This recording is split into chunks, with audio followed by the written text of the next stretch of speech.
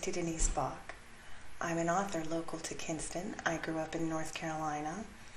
I am writing a story about the town that I live in. It means a lot to me, the people that I've met, the friendships that I've built. I love this crazy little town. This is my tribute to it. This is the 5th installment of Kristy's Kinston Coffee Quest. And it's all tongue-in-cheek. It is completely supposed to be for humor. Please don't take anything literally. Before we begin, I'll give a quick recap. This story is loosely based on myself, and I wake up one morning during the pandemic and I don't have any coffee. If you know me at all, this is paramount to a catastrophe. So here we go as I start the story. Well, the 5th installment. My fingers trembled as I turned off my right signal indicator. My stupid car didn't stop blinking after the wheel engaged like normal vehicles. For the umpteenth time that morning, I vowed to start a savings account for a new car, something that fit fishing poles and had a roof rack for a kayak. I turned right on Queen Street and drove with a keen eye on all the mirrors in case the cop doubled back. I had a decision to make. Did I take my terrified self home where it belonged, or did I travel the 150 feet and park my car to pick up the breakfast sandwich that would enable me to have 2 pounds of coffee to tide me over through the pandemic? Hawk's Nest was my favorite breakfast haunt, and I adored the people that work there, so the decision was made for me. I put the car in park after I turned onto the side street in front of the cafe. When I first moved to Kinston, I wasn't in love with the shiny examples of urban decay that lined the main drag through town. But the citizens of this plucky little city are determined to see it revitalized. I respect that kind of attitude and embrace it as my own. I sprayed disinfectant on my glove-covered hand and again on the steering wheel. The fumes had nowhere to go but up my nose and in my mouth, which made me cough. 1 cough turned into 5, and I reached for my inhaler. A sinking suspicion that coffee wasn't worth an epic quest so early in the morning sunk to my stomach. Satisfied that no germ could survive in the fumigated interior of my car, I opened the car door and stepped out onto the street. Fear and paranoia were old friends of mine. With a close eye on either side of the street, I walked around the car and toward the corner-facing doors of Hawk's Nest. Before I opened the door, I checked to make sure my mask was firmly in place. The disinfectant wipes in my fanny pack snagged on the zipper and ripped as I pulled one out. When I leaned over to pick up the fallen piece of cloth, all the contents of my fanny pack fell onto the ground. Because I'd have no luck at all if it wasn't for bad. My tiny bottle of disinfectant fell and the cap broke off when the canister fell as I bent over. The nozzle landed under the bottle and the contents sprayed as it bounced high enough off the ground to hit me in the knee and spray me in the eyes at the exact same time. Volcanic heat impaled my eyes as I cried out and fell to my knees. On instinct, both of my glove-covered palms went to my eyes. The moist latex still covered in disinfectant exacerbated the fire licking at my irises. Sitting back on my heels, my eyes squeezed, and it would have taken an act of Congress to open them. I could be home in bed right now. Instead, I'm blinded on the side of the road. This is what I deserve for feeling entitled to break the law.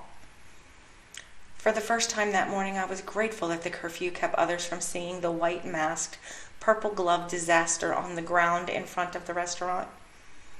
Each agonizing second prompted a new well of boiling tears that poured down my face. Coffee did this to me. My caffeinated beverage of choice has betrayed me. Fresh tears well that had nothing to do with the chemical burn. My phone slid out of my back pocket and I set the timer for 30 seconds. For a half a minute, I gave in to the urge to overwhelmingly frustration. I allowed all of the bad thoughts to pour into my brain until I was brimming with doubt and negativity. Every vile thing I could think of, I let have free rein in my consciousness. When the alarm on my phone beeped, I blew out all of that animosity and took a deep, cleansing breath in. And this too is temporary. Sometimes words had to be said out loud to be effective. With a renewed foundation of strength, I retrieved all of the items that fell to the ground. I could only keep one eye open at a time, which sucked because I could only close my right eye, or both. In 40 years, I've never been able to close my left eye by itself, or whistle. I don't know why these things bother me, but they do. More so whistling than winking.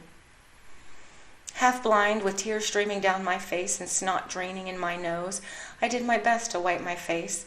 It took 3 tries and 2 eye squints to figure out which pack of wipes were for my face. I cleaned up as best I could before walking into the cafe. It was decision time. The agony of being indecisive was that I changed my mind all the time, about everything. Decisions like what to do, what to eat, were excruciating for me because I never knew. If I didn't go into this cafe and pick up a breakfast sandwich, I had to admit defeat and go home. There was a month of no coffee mornings for me if I didn't get it. With a renewed sense of purpose, I opened the front door to the cafe, only to find it locked. Ineffective rage at the locked door roared through me. Clearly, I haven't done enough yoga lately if trivial things can cause anger. I knocked on the window as I chastised myself for getting upset over things that had no real consequences in life. Of course the door was locked. They were closed, and would be for the near future. A shadow hurried towards the door. The lock disengaged with an audible click. A familiar woman whose name I'd never learned opened the door and stood to the side, allowing me to enter. I walked in the dark diner and again was hit with the sadness at the lonely tables greeting my gaze. "I'm so glad you're here. Please, I'm desperate. We promised to take food to the hospital for the medical staff. Each of the local restaurants has been supplying food for those on the front line. I ran out of barbecue sauce. King's has graciously offered to give me 2 cases to finish my order, but I cannot leave because food is cooking. I know I'm asking a lot, but it would just mean the world to me to deliver this to the people taking such good care of our community." Her words rolled around in my brain for a few seconds before they took root and made sense. She wanted me to go back out there? Didn't she understand the harrowing morning I had? I had this thing about saying no. I didn't actually know how to say it, or even think it really. In my head, I was already plotting the safest route to King's. Wait, which King's? She released a held breath and her shoulders sagged in relief. She had me. I knew it. And she knew it.